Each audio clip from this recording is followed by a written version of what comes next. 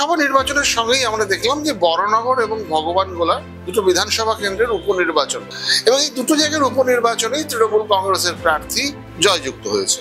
কিন্তু এই বিধায়ক হওয়ার পর, মানে বিধায়ক হিসেবে জেতার পরে তাদের শপথ গ্রহণ নিয়ে জটিলতার সৃষ্টি হয়েছে। রাজ্যপাল বলেছিলেন রাজভবনে এসে, তারা বলছেন বিধানসভায় গিয়ে। আচ্ছা প্রীতম, এই সাম্প্রতিক কালে এরকম জটিলতা, আসলে এই জয়ী বিধায়কদের কাছে মানুষের কাজ করার থেকে বেশি প্রিয় সংবাদ মাধ্যমের খবরে থাকাটা বলে আমি মনে করি। এর আগে যে বাই ইলেকশনগুলো হয়েছে, ইভেন মমতা ব্যানার্জিও যে ভবানীপুরে বাই ইলেকশনে জিতেছেন, তিনিও রাজভবনে গিয়ে শপথ বাক্য পাঠ করেছেন, মানে নন্দীগ্রামে হারার পরে। নন্দীগ্রাম হারান।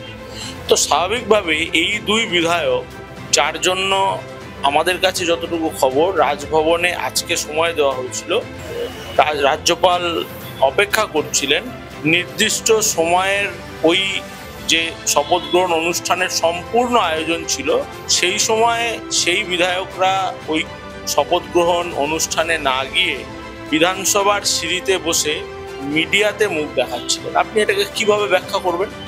যারা ভোট দিয়েছে তাদের প্রতি এই বিধায়কদের যে বাধ্যবাধকতা, যেটা বারবার ওনারা বলছেন, এই ঘটনার পর তো সেই বাধ্যবাধকতা নিয়ে প্রশ্ন উঠে যাচ্ছে। এমনও নয় যে রাজ্যপাল দার্জিলিং রাজভবনে ডেকেছে, যে কলকাতা থেকে দার্জিলিং রাজভবন যেতে কষ্ট হচ্ছে। আমরা প্রত্যেকেই জানি যে বিধানসভা আর রাজভবন এপার আর ওপার। কিসের এত ইগো? মমতা ব্যানার্জির তো এত ইগো নেই। মমতা ব্যানার্জিও তো বাই ইলেকশনে জিতে রাজভবনে গিয়ে শপথ বাক্য পাঠ করেছিলেন। তৃণমূলের যে দুজন এমএলএ জাননি, এবং এই যে জটিলতা, এটার মধ্যে কি মানে দলীয় নেত্রী জানেন না? এটা তো হতে পারে না কখনো।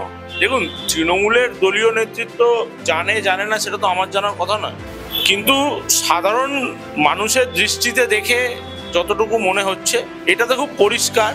যদি জনগণের ভোটের প্রতি দায়বদ্ধতা ওনাদের থাকতো, তাহলে আজকে 12টা 15-র পর যে সময় রাজ্যপাল দিয়েছিলেন এবং রাজভবনে যে শপথ গ্রহণ অনুষ্ঠানের সমস্ত রকম অনুষ্ঠান সূচি সাজানো ছিল, সেইখানে গিয়ে এনারা দুজন শপথ নিয়ে নিতেন, সমস্যার সমাধান হয়ে যেত।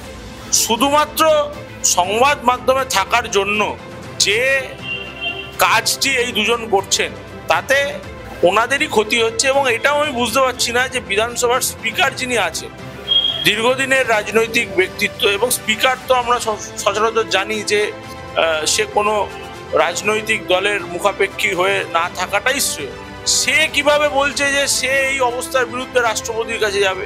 বারবার যেভাবে যে কোর্টের কাছে রাজ্যের মুখ পুড়েছে, আবার একটা মুখ পোড়ার অবস্থা তৈরি হবে, শুধু সময়ের অপেক্ষা বলে আমার মনে হয়।